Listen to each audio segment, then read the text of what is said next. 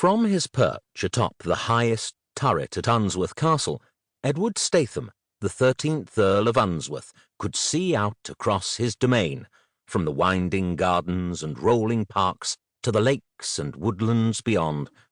Even on a night such as this, when the moon was little more than a pale sliver and the stars were all but hidden behind the clouds, Lord Unsworth knew the shapes and shadows of his estate intimately.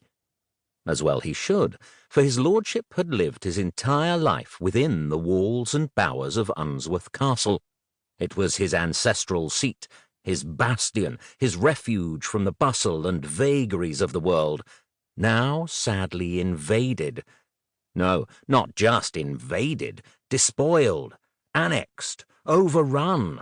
The enemy was not just at the gates, but within them. Even now, Lord Unsworth could see them in his mind's eye, that horde of increasingly tenuous relations, aunts, uncles, and cousins once, twice, and thrice removed, all milling about in his parlour, dancing in his drawing-room, and traipsing through his garden. Worst of all, though, he could hear them, as the endless murmur of their inane conversation and cloying laughter wafted up on the breeze, reaching him even here in his furthermost sanctum. And yet, as he hoarded these last precious moments of solitude, Lord Unsworth knew, beyond a shadow of a doubt, that this invasion was his fault. After all, he had invited them here, every single one of them.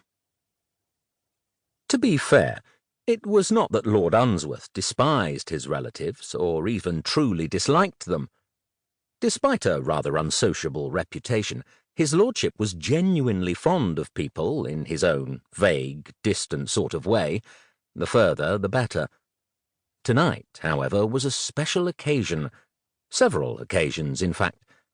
The guests, at least according to their invitations, had all been cordially invited to visit the newly renovated east wing of the castle, painstakingly and expensively restored to its former glory and now home to the fabled Unsworth Trove, Lord Unsworth's pride and joy, the most extensive privately owned collection of medieval artifacts in all England. The party would also, it was generally understood, serve as a birthday celebration for Lord Unsworth's niece, the Honourable Frances Fanny Statham, who by a lucky coincidence had turned 18 within weeks of the renovation being completed. Theirs was a peculiar friendship, stretching as it did across a great gulf of time and temperament. In truth, they had very little in common. Fanny was a bright young thing, outgoing where he was insular, daring where he was conservative, and from the first she had steadfastly refused to feign even the slightest interest in either of his two favourite topics of conversation, late medieval architecture and the long and storied history of the Unsworth family. But amongst all his many and varied relations, Fanny was, unequivocally, Lord Unsworth's favourite. Still, Lord Unsworth knew that none of that was why they had come. The horde.